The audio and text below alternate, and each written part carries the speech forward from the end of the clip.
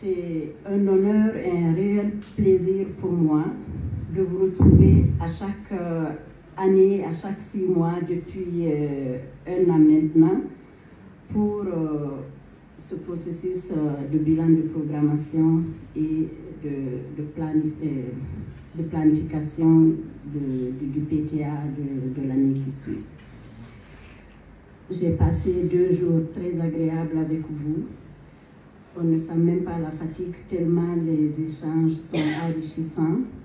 Les discussions nous nourrissent et nous motivent davantage à continuer ce que nous sommes en train de faire. Donc je vous remercie infiniment au nom du CECI pour tout ce que vous avez fait durant la dernière année et tout ce que vous avez fait au cours des 4 dernières années pour le projet VLF, mais aussi pour tout ce qui reste à faire parce que ça ne fait que commencer. Et j'insisterai sur un certain nombre d'éléments, notamment le renforcement de la synergie d'action. On a beaucoup parlé de synergie depuis hier. J'insisterai sur cet aspect-là, mais aussi le renforcement du plaidoyer, puisque comme vous avez dû le constater, le chemin est long, beaucoup a été fait, mais ce qui restait encore très long mais ardu.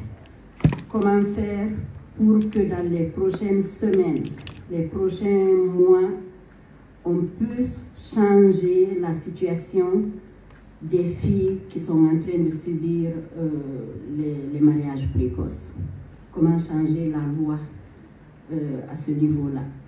Comment faire pour que les enfants, tous les enfants aient le droit et jouissent de leur droit de connaître leurs parents? Et ça inclut leurs 2 parents, puisque c'est un homme et une femme qui mettent au monde un enfant. Et ce n'est pas normal qu'un enfant ne puisse pas avoir l'autorisation ou la liberté de rechercher son père. Je pense que toutes les femmes et tous les hommes devraient être sensibles et sensibilisés à cette situation au Sénégal et partout dans le monde. Comment faire pour que les femmes puissent avoir toute leur place dans l'industrie extractive, dans les sociétés minières de nos jours? Comment faire pour que les femmes soient impliquées davantage dans les organes de gouvernance?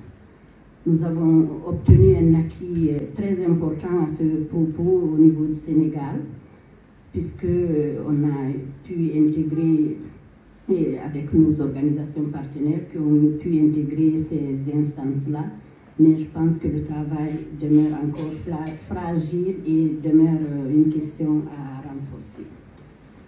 Et par la suite, on est à un tournant décisif du projet, ce qui nous amène à parler, même si moi je suis très remplie d'espoir sur le fait que nous aurons certainement une suite par rapport à une version VLF 2.0.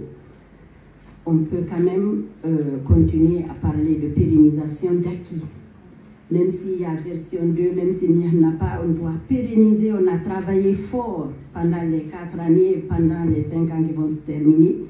Il ne faudrait pas que tout cela soit dans l'oubli, dans les tiroirs. Il faut que ça demeure capitalisé.